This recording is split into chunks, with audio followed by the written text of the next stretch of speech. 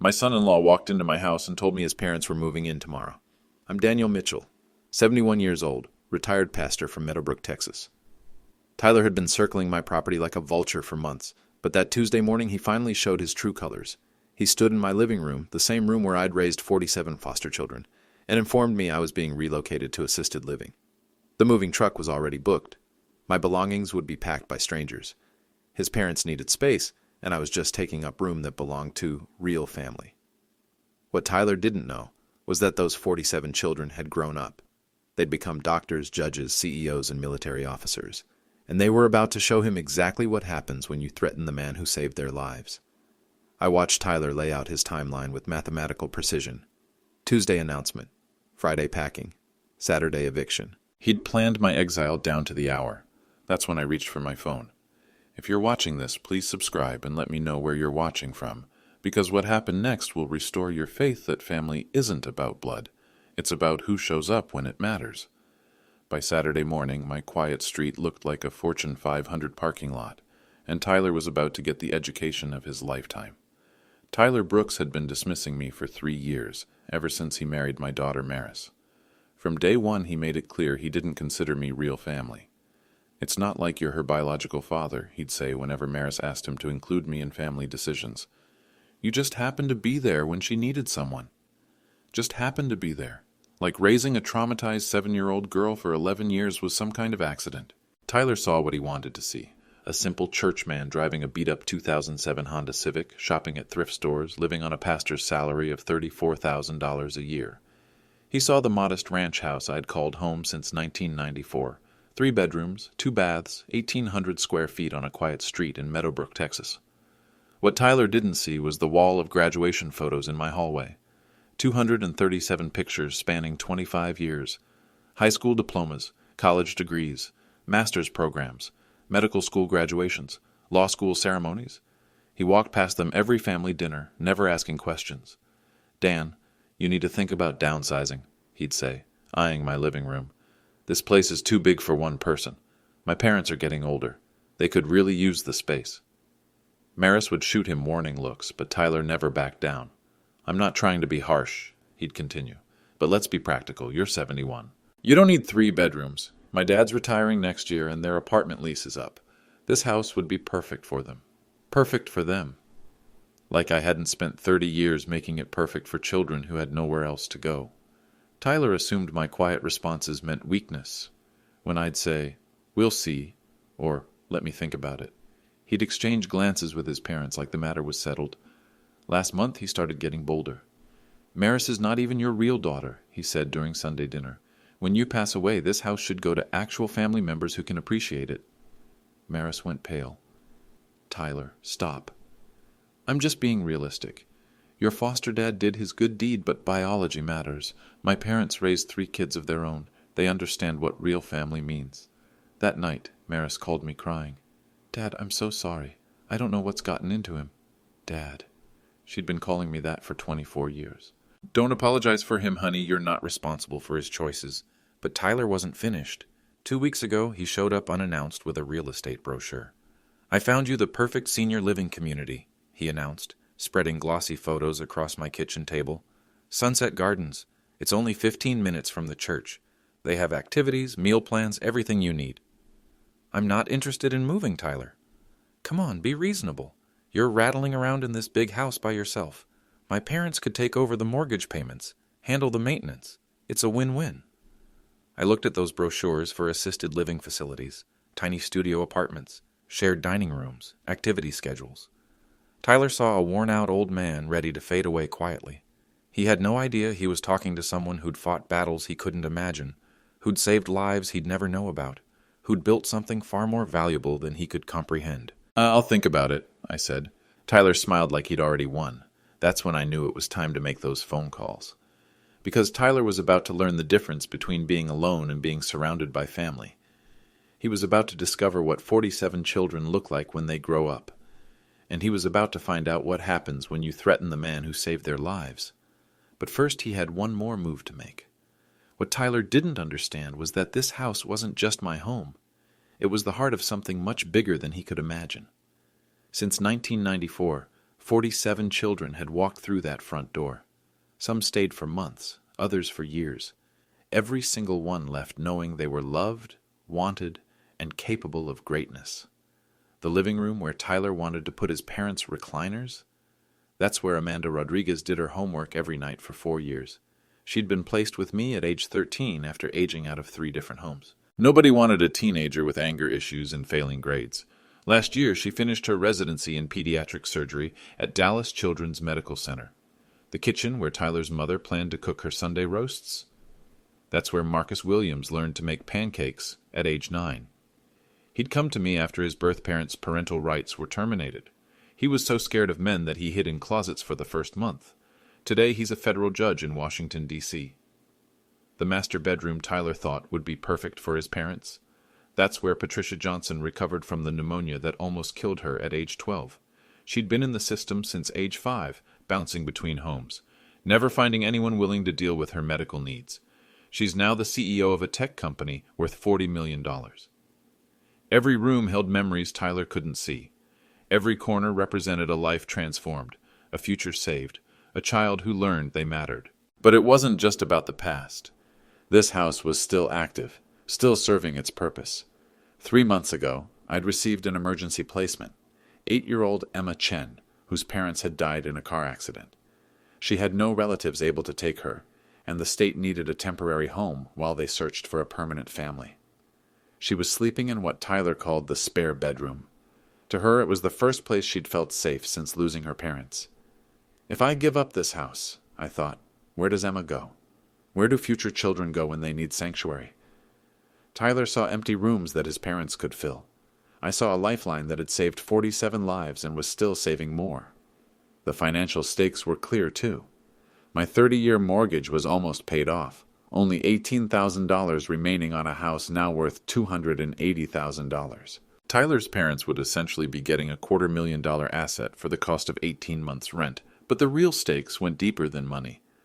For 30 years, this house had been the gathering place for my family. Every Christmas, every Thanksgiving, every graduation party, every wedding celebration, they all happened here. The kids who'd grown up and moved away still came home to this address. Last Christmas, 23 of my adult children had made the trip to Meadowbrook. Doctors flew in from Seattle. Lawyers drove down from Chicago. Teachers came from California. The house was packed with successful adults who still called me Dad, who still considered this their family home. Tyler wanted to erase all of that for his parents' convenience. There was another dimension Tyler couldn't see: my foster care license. Texas had granted me an emergency placement license that allowed me to take children on short notice, like Emma.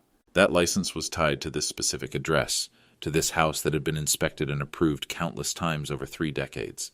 If I gave up the house, I'd lose the license. No more emergency placements, no more sanctuary for children who desperately needed one. Tyler was asking me to abandon my calling, shut down a 30-year mission, and displace a traumatized 8-year-old girl, all so his parents could have a bigger living room. The emotional stakes were the heaviest of all. Maris had been my first adoption. Her birth parents had lost custody when she was 7, and she'd spent 6 months in emergency foster care before coming to me. She'd been so damaged by neglect and abuse that she barely spoke for the first year. I'd spent 11 years proving to her that she was worthy of love, that she mattered, that someone would fight for her no matter what. Now her husband was telling her that our bond meant nothing, that blood was the only thing that counted, that I was disposable. If I backed down, if I let Tyler's dismissal stand, what would that tell Maris? What would it tell all my children? That everything we'd built together was meaningless? That love and commitment were just temporary conveniences? The stakes weren't just about keeping a house. They were about protecting a legacy, defending a family, and proving that some things are too precious to surrender without a fight. Tyler thought he was dealing with a weak old man who'd roll over when pressured. He was about to learn how wrong he was. October 15th arrived like any other Sunday. Maris had invited Tyler's parents over for dinner after church, and I'd prepared my usual pot roast with vegetables from my small garden behind the house.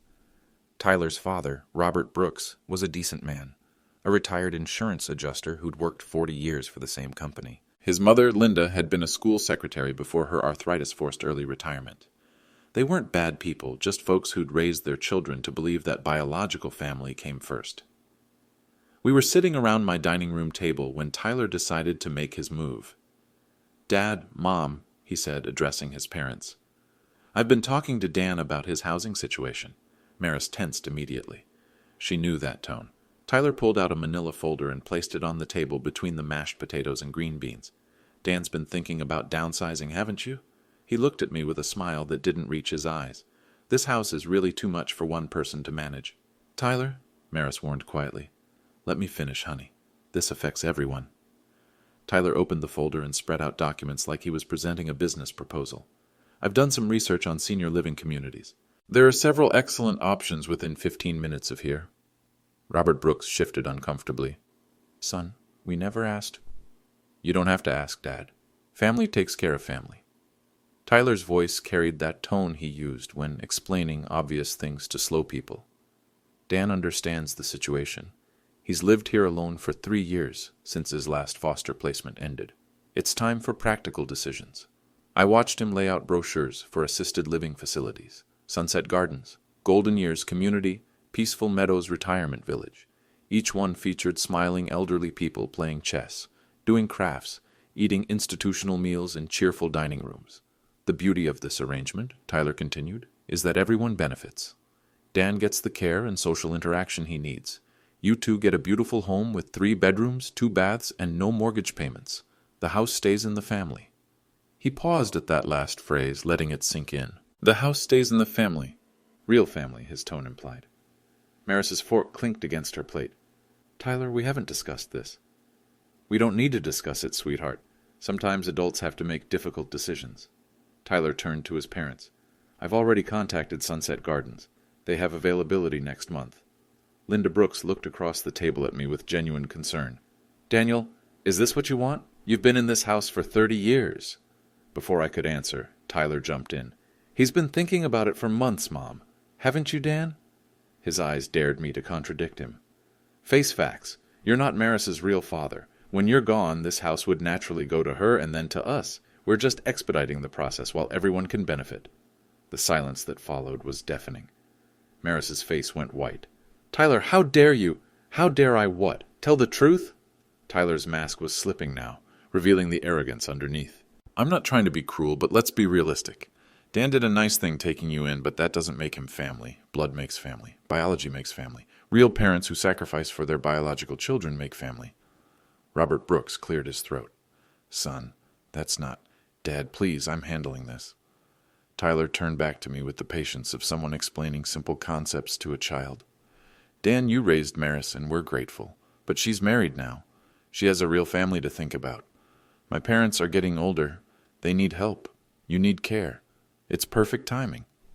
I set down my fork and looked at this man who'd been sitting at my table for 3 years, eating my food, celebrating holidays in my home, benefiting from my hospitality while planning to take it all away. Tyler, I said quietly, when you say real family, what exactly do you mean? He blinked, surprised by the question. I mean people who are actually related. People with shared genetics, natural family bonds. I see. And the people in those pictures on my wall, the graduates, the wedding photos, the Christmas cards from 23 states, they're not real either. They're nice memories, Dan, but they're not family. They were temporary placements. You did your good deed, but now it's time to think practically. Maris stood up abruptly. I can't listen to this. Sit down, honey. Let the adults finish talking. Tyler didn't even look at her. His focus remained on me. Dan, I've prepared the paperwork. The moving truck can be here Tuesday morning. Sunset Gardens is expecting you Wednesday. Clean, simple transition. The moving truck, I repeated slowly. Tuesday at 9 a.m. I've already booked it. Tyler smiled like he'd just solved everyone's problems. 3 days should be enough time to pack what you want to keep.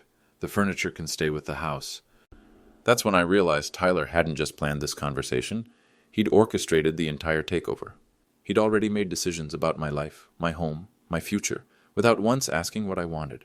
He'd assumed I was too old, too weak, too unimportant to resist. I signed every report card for 12 years, I said quietly. Tyler shrugged. That doesn't make you family. Blood does. I looked at this man who'd just dismissed 30 years of my life, 47 children I'd raised, and the love I'd poured into his wife. Then I smiled. I understand completely, Tyler. Let me make some phone calls. The slight satisfaction in Tyler's eyes told me everything I needed to know. He thought he'd won. He had no idea what was coming. After dinner, Tyler and his parents left with smug satisfaction. They'd accomplished their mission, or so they thought. The moving truck was scheduled, the assisted living facility was expecting me, and the house transfer seemed inevitable. Maris stayed behind, pacing my living room like a caged animal. "Dad, I'm so sorry. I had no idea he was planning this." Tears streamed down her face. "I can't believe he said those things about you, about our family. It's not your fault, sweetheart." "But it is. I married him. I brought him into our lives, and now he's trying to take away everything that matters to you." I hugged my daughter, my real daughter, adoption papers or not, and felt her shoulders shake with anger and grief. "Don't worry about Tyler," I said. "He doesn't understand what he's dealing with." "What do you mean?" I walked to my desk and opened the bottom drawer, the one I usually kept locked. Inside were business cards, letters, photographs, and documents that Tyler had never bothered to examine. "Remember Dr. Rodriguez?" Maris's eyes brightened slightly. "Amanda? Of course. She lived with us for 4 years." I handed Maris a business card. "Dr. Amanda Rodriguez, Pediatric Surgery, Dallas Children's Medical Center." The card was expensive, thick stock, embossed lettering, the kind that announced serious professional status. She sent this last month with her Christmas card. She wanted me to have her direct number in case I ever needed anything. I pulled out another card. "Judge Marcus Williams, Federal District Court, Washington, D.C. Maris's eyes widened. "Marcus? Little Marcus who used to hide in closets? 26 years old now, youngest federal judge in Texas history." Another card joined the pile. "Patricia Johnson, CEO, Innovate Tech Solutions." The business cards kept coming. "Dr. Stephen Murphy, orthopedic surgeon, Seattle General Hospital. Professor Janet Richardson, Harvard Law School. Detective Lieutenant Carlos Santos, Dallas Police Department. Captain Maria Gonzalez, United States Air Force." "Dad," Maris whispered, "what are all these?" "Christmas cards, sweetheart, thank you notes. Graduation announcements, wedding invitations. 47 successful adults who still send me updates about their lives." I opened a folder filled with photographs. Graduation ceremonies, wedding pictures, family portraits featuring children and grandchildren I'd never met, but who'd been told stories about their Grandpa Dan. "Look at this one." I handed Maris a photo from last Christmas.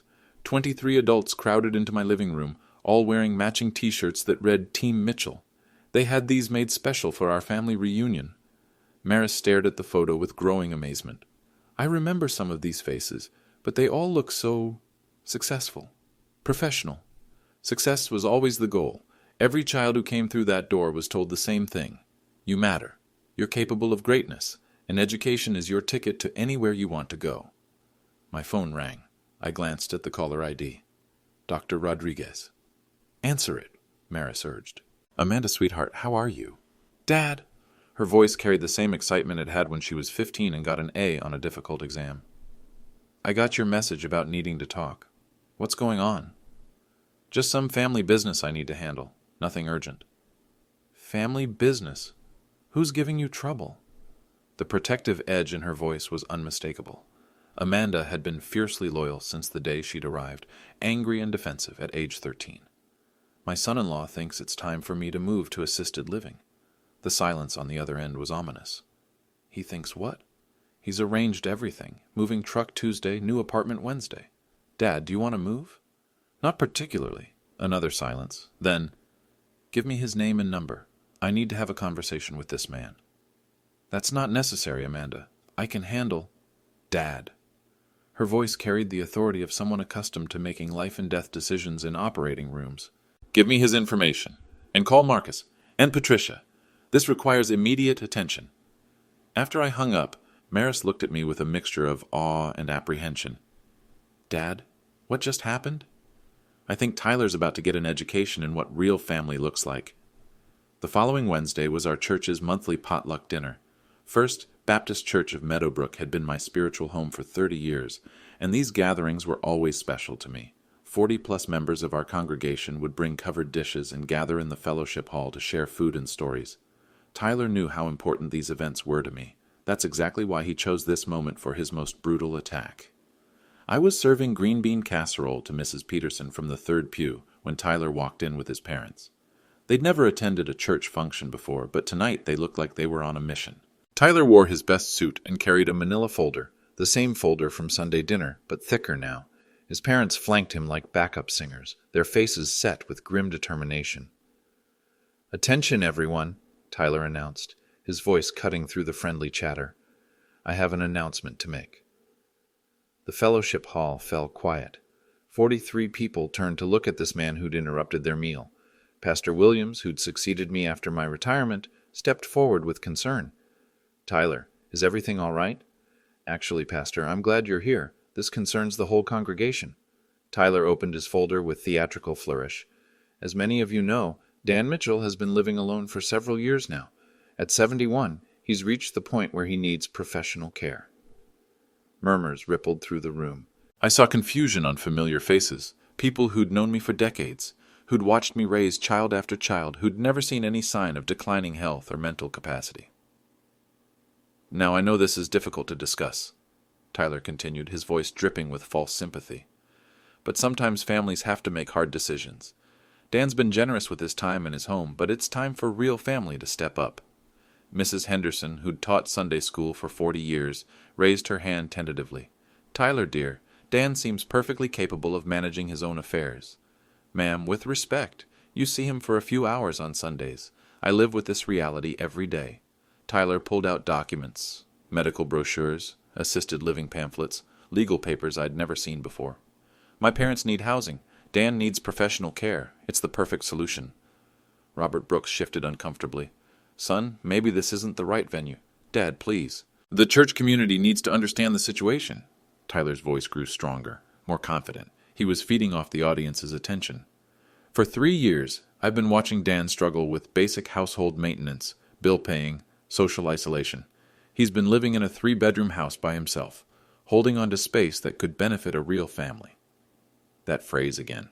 Real family. Deacon Miller, a man who'd known me since I first arrived in Meadowbrook, stood up slowly. "Tyler, I'm confused. Dan serves on 3 church committees. He teaches Bible study every Wednesday. He volunteers at the food bank. What exactly are you seeing that we're not?" Tyler smiled like a teacher addressing a slow student. "Respectfully, sir, you're seeing what Dan wants you to see. The truth is, he's no longer Maris's legal guardian. His foster care days are over. He's served his purpose, and now it's time for him to step aside gracefully." The temperature in the room seemed to drop 10 degrees.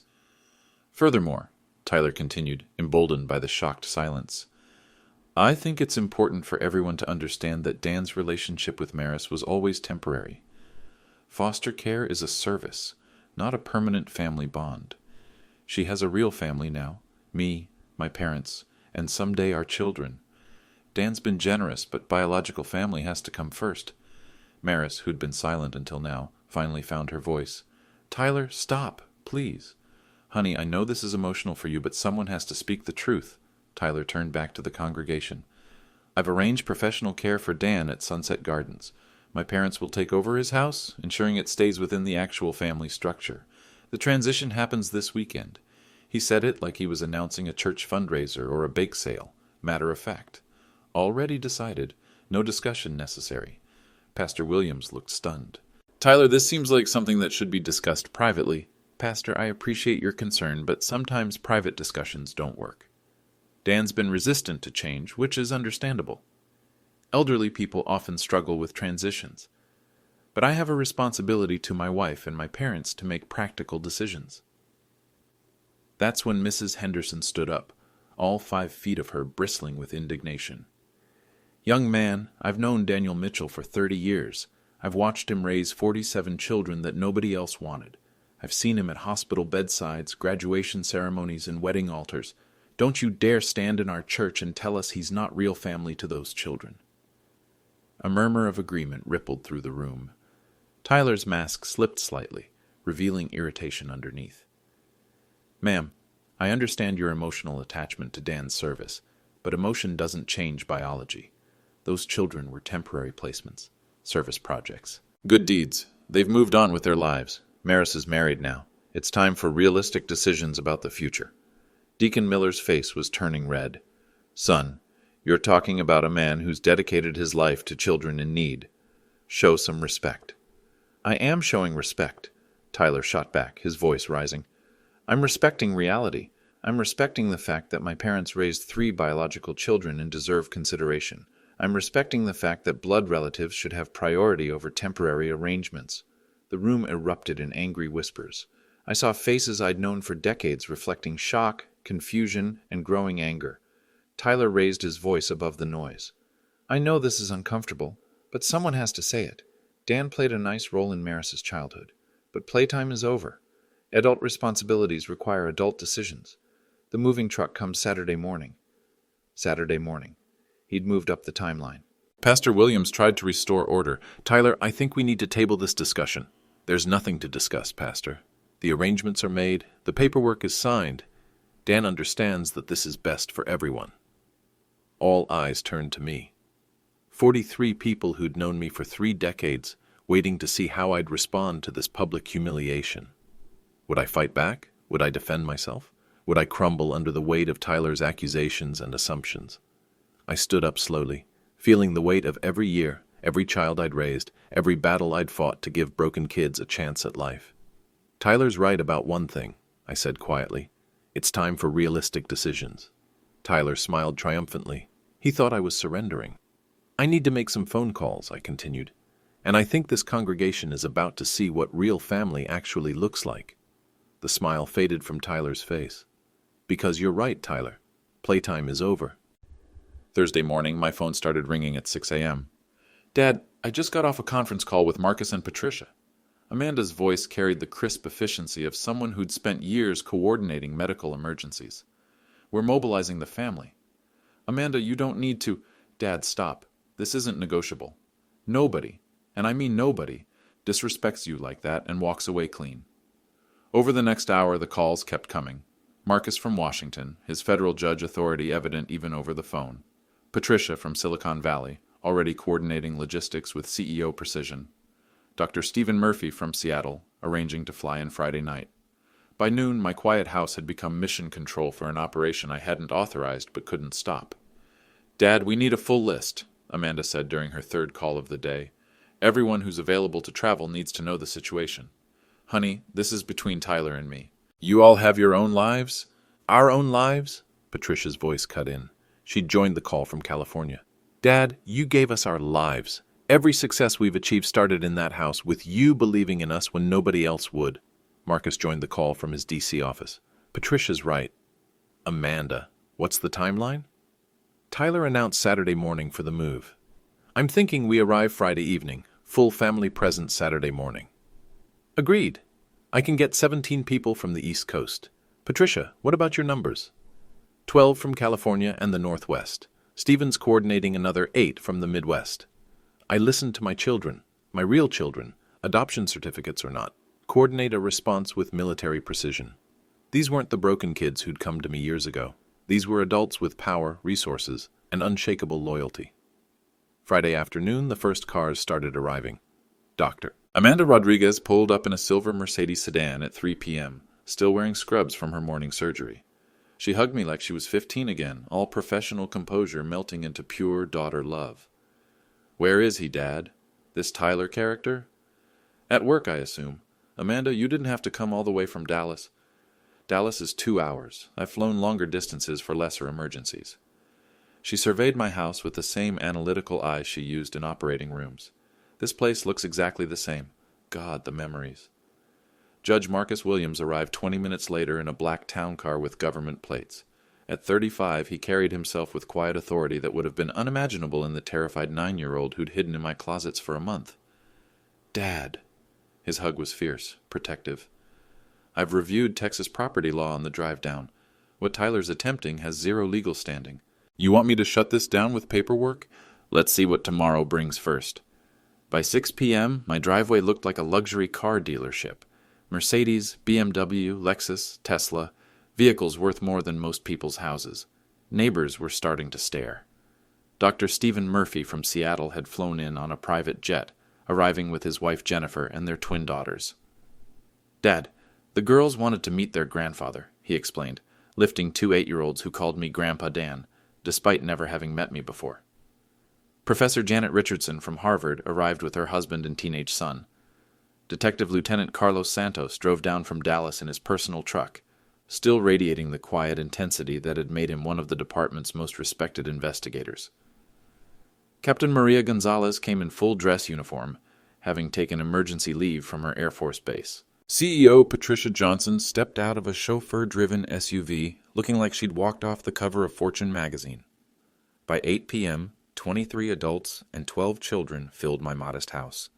The same living room Tyler wanted for his parents' recliners now buzzed with conversation between surgeons, lawyers, professors, business executives, and military officers. But they weren't showcasing their success. They were sharing memories. Remember when Dad taught us to change oil in the driveway? Carlos laughed, pointing to the same concrete where his police truck now sat. I was 16 and convinced I'd never need to know that stuff. He made us all learn basic car maintenance, Amanda added. Said independence started with not depending on others for simple repairs. Marcus nodded. Same with budgeting. Every Friday night financial literacy lessons at the kitchen table. You can't build wealth if you don't understand money, he'd say. Patricia pulled out her phone and showed photos of her corporate headquarters. Dad, I named the main conference room after you, the Daniel Mitchell Innovation Center. Your philosophy about believing in impossible things hangs on the wall in bronze letters. These weren't just successful adults reminiscing about their childhood.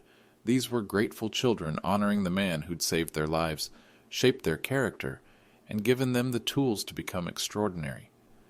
Maris moved through the crowd in amazement. She'd known some of these siblings growing up, but seeing them as accomplished adults was overwhelming. Patricia, I can't believe you run a company worth $40 million. Patricia smiled. Dad always said we were capable of greatness. He just made us believe it ourselves.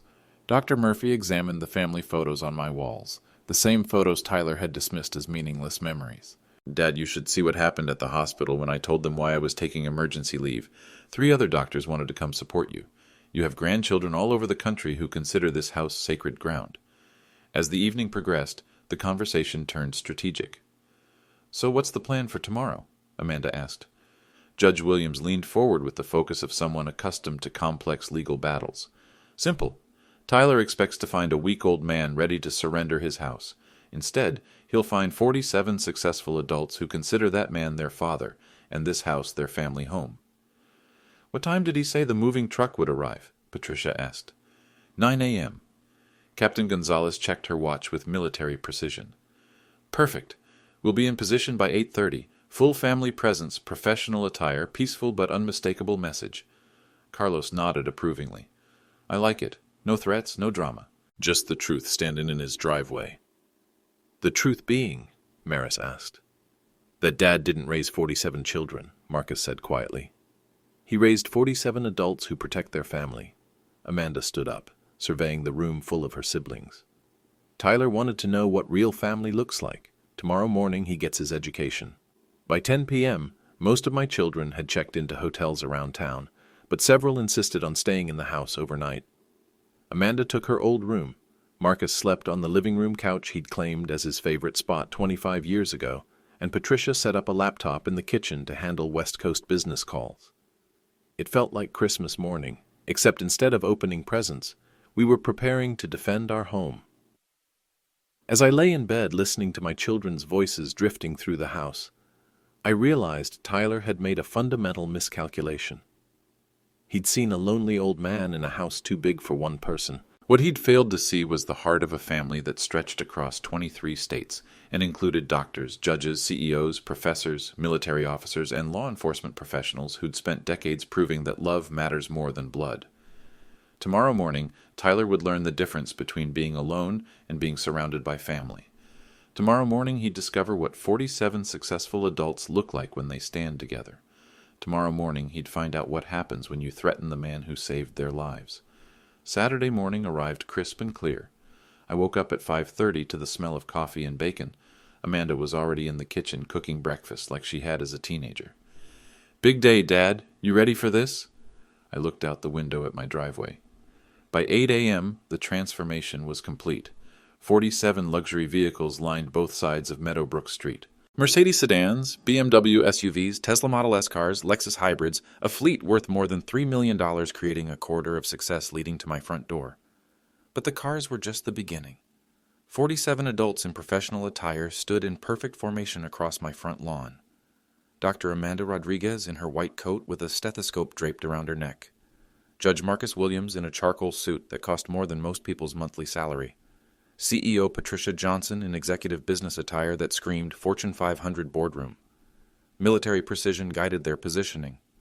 Captain Gonzalez had organized them by profession, medical professionals on the left, legal experts in the center, business executives on the right, with educators and public servants filling the gaps. Each person held a small sign with their name and title. Dr. Stephen Murphy, Chief of Orthopedic Surgery. Professor Janet Richardson, Harvard Law School. Detective Lieutenant Carlos Santos, Dallas PD. Major General Patricia Davis, U.S. Army, Redder. CEO Michael Thompson, Thompson Industries. 47 signs, 47 success stories, 47 lives that had started in the house behind them. At 8:45, neighbors began emerging from their houses. Mrs. Peterson from across the street stood on her porch in amazement. The Williams family next door gathered at their front window. Word was spreading through the neighborhood. Something extraordinary was happening at Dan Mitchell's house. At 8:57, Tyler's pickup truck turned onto Meadowbrook Street. I watched from my front window as his confident expression dissolved into confusion, then shock, then something approaching panic. He had to park 3 blocks away. The street was completely filled with luxury vehicles. Tyler walked slowly toward my house, his head swiveling left and right, taking in the impossible scene. His parents followed behind him. Robert Brooks clutching the lease papers for Sunset Gardens. Linda Brooks staring at the professional crowd with growing amazement. The moving truck rounded the corner at exactly 9 a.m., then stopped dead. The driver couldn't get within 200 yards of my house. Tyler approached the edge of my property line and stopped. 47 pairs of eyes watched him with the focused attention of people accustomed to high-stakes situations. Dr. Rodriguez stepped forward, her voice carrying the calm authority of someone who delivered life-changing news to thousands of families. "You must be Tyler Brooks." Tyler's mouth opened and closed like a fish out of water. What is this?" "I'm Dr. Amanda Rodriguez, Chief of Pediatric Surgery at Dallas Children's Medical Center." She gestured toward the crowd behind her. "These are my brothers and sisters." Judge Williams stepped up beside her. Marcus Williams, Federal District Court, Washington, D.C. CEO Johnson joined them. Patricia Johnson, Innovate Tech Solutions. One by one, 47 successful adults introduced themselves. Each name, each title, each achievement hitting Tyler like physical blows. Dr. Michael Chen, Cardiothoracic Surgery, Mayo Clinic. Professor Maris Davis, MIT Engineering Department. Colonel James Rodriguez, U.S. Air Force. CEO Jennifer Murphy, Murphy Construction, $200 million in annual revenue. Tyler's face cycled through confusion, disbelief, and growing horror as the truth became undeniable. "We understand," Amanda continued, "that you have some questions about our father's living situation." "Your father?" Tyler's voice cracked.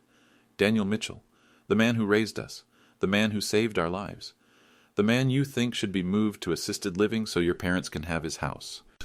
The crowd shifted slightly, a subtle movement that somehow made them appear even more formidable. Marcus Williams opened a leather portfolio. "I've reviewed your proposal, Mr. Brooks. Legally speaking, it's fascinating. You want to remove a competent adult from his home based on—" "What exactly?" He's old. He lives alone. My parents need—" "Your parents need?" Patricia Johnson's CEO voice could have frozen water. "Let me tell you what our father needs. He needs respect for the 30 years he spent raising society's forgotten children. He needs recognition for the 47 lives he saved. He needs acknowledgement that love and sacrifice matter more than biology." Tyler looked desperately toward the moving truck, still blocked 3 blocks away. "You don't understand. Maris is my wife. This is a family matter." "You're absolutely right," Amanda said. "This is a family matter." She gestured toward the crowd. 47 children, 12 grandchildren, 3 great-grandchildren. All of us consider Dan Mitchell our father and this house our family home. "But you're not really what?" Colonel Rodriguez stepped forward, his military bearing unmistakable. "Not really family? I've been calling this man Dad for 22 years. He walked me down the aisle at my wedding. My children call him Grandpa. What part of that isn't real?" Tyler's parents had gone pale. Linda Brooks whispered to her husband, "Robert, what have we done?" Dr. Murphy addressed Tyler's parents directly. "Mr. and Mrs. Brooks, I don't think you understand what your son was asking Dan to give up. This house isn't just a building, it's the heart of a family that spans the country. Every Christmas, every Thanksgiving, every celebration happens here. This is where broken children learned they were worthy of love. We didn't know, Robert Brooks stammered. Tyler said, he told us Dan was alone, that he needed care. Does he look like he needs care? Professor Richardson gestured toward me as I stepped onto my front porch. I walked down to join my children, and they parted to make room for me in the center of their protective formation. Tyler, I said quietly, I believe you wanted to discuss my housing situation? Tyler looked around at the 47 successful adults surrounding him, at the luxury cars lining the street, at the neighbors watching from their porches, at the moving truck stranded blocks away. This is exactly what it is, Amanda said firmly. This is what happens when you threaten our father. This is what real family looks like. Tyler's mouth moved soundlessly. The moving truck driver was walking toward us, clipboard in hand, looking thoroughly confused. Sir, the driver called to Tyler. We can't get to the house. Should we reschedule? Tyler looked at the driver, then at the crowd, then at me. The weight of his miscalculation was crushing him. Cancel it, he whispered. What was that? Judge Williams cupped his ear theatrically. Cancel the truck! Tyler's voice broke. Cancel everything. The transformation was complete. The confident man who demanded my house 3 days ago had been reduced to a stammering shell by the simple presence of my family. My real family. The one that mattered. The aftermath of Tyler's public humiliation spread through Meadowbrook like wildfire. By noon Saturday, the story was all over social media. Someone had filmed the entire confrontation, and the video went viral within hours. Foster Dad's 47 successful children defend family home hit 50,000 views in the first day. The comments were overwhelmingly supportive. This is what real family looks like. Foster parents are heroes. That son-in-law got exactly what he deserved. But the consequences went far beyond internet fame. Monday morning, Tyler arrived at Brooks Construction, his father-in-law's company where he worked as a project supervisor, to find a pink slip waiting on his desk. I'm sorry, son, Robert Brooks told him, his voice heavy with disappointment. After seeing what you tried to do to that good man, I can't have you representing our family business. The church renovation contract was our biggest project this year. Now they won't even return my calls. First Baptist Church of Meadowbrook had indeed canceled their $250,000 renovation contract. Pastor Williams made it clear that anyone who would publicly humiliate a respected congregation member was not welcome on church property. But the financial consequences were just the beginning. Tyler's marriage hit the rocks immediately. Maris moved back into my house that same Saturday, taking Emma Chen with her. The 8-year-old foster placement had watched the entire confrontation from the upstairs window, and Maris wasn't about to let her feel abandoned again. I can't be married to someone who would treat you like that, Maris told me through tears. Tyler showed me who he really is, and I don't like what I see. Marriage counseling lasted exactly 2 sessions. Tyler spent both meetings trying to justify his actions, insisting he'd been practical and realistic about family priorities. The therapist noted his complete inability to acknowledge wrongdoing or show genuine remorse. The divorce papers were filed within 6 weeks, but perhaps the most devastating consequence was social. Tyler had lived in Meadowbrook his entire life, but after the confrontation, he became a pariah. The video had been viewed by everyone in town. His attempt to displace a beloved pastor and take his house made him infamous. The barbershop where he'd gotten haircuts for 20 years suddenly had no available appointments. The diner where he'd eaten lunch every Friday told him they were fully booked. Even the gas station where he'd been a regular customer for a decade treated him with cold politeness. Linda Brooks was mortified. She'd been active in the church auxiliary for 15 years, but after the potluck incident, she couldn't face her friends. The embarrassment of her son's public cruelty was too overwhelming. I raised him better than this, she told me during a tearful phone call. Robert and I are moving to Florida to be near my sister. We can't stay here after what Tyler did. The ripple effects reached Tyler's extended family, too. His brother in Houston cut off contact completely. His cousins in Dallas stopped inviting him to family gatherings. The annual Brooks family reunion, 40 years of tradition, was canceled because nobody wanted Tyler there, but nobody wanted to officially exclude him either. 3 months later, Tyler left Meadowbrook entirely. He moved to Austin, where nobody knew his story, and tried to rebuild his life. But the video followed him everywhere. Potential employers Googled his name and found the story. Dating apps led to awkward conversations when women recognized him. Meanwhile, the positive effects for my real family were extraordinary. The viral video led to donations for our local foster care program exceeding $100,000. 3 other families in Meadowbrook applied for foster care licenses, inspired by our story. Emma Chen, the 8-year-old who'd witnessed everything, started calling me Grandpa Dan. Her permanent adoption was finalized 4 months later, making her officially child number 48. And every Sunday at church, when Pastor Williams asked for testimonies of God's faithfulness, somebody would mention the morning when 47 adults stood on my lawn to defend their father. Tyler had wanted to prove that blood makes family. Instead, he'd proven the opposite. Love makes family. Choice makes family. Sacrifice makes family. Blood is just biology. Family is everything else. 6 months later, I was working in my garden when a familiar truck pulled into my driveway. Tyler climbed out slowly, his confidence replaced by something that looked like humility. He'd lost weight, gained gray hair, and carried himself like a man who'd learned hard lessons. "Dan, could we talk?" I set down my pruning shears and looked at the man who'd once tried to take everything from me. "What's on your mind, Tyler?" "I owe you an apology, a real one." His voice shook slightly. "I was wrong about everything, about family, about you, about what matters. I let greed and pride convince me that I was entitled to something that wasn't mine. I appreciate that, Tyler. Could there ever be a chance for me to earn forgiveness? From Maris? From you?" I looked at this broken man and saw what I'd always seen in damaged children who came to my door. Someone capable of redemption. Family isn't who shares your blood, Tyler. It's who chooses to stand by you, even when you've made mistakes. Real forgiveness requires real change.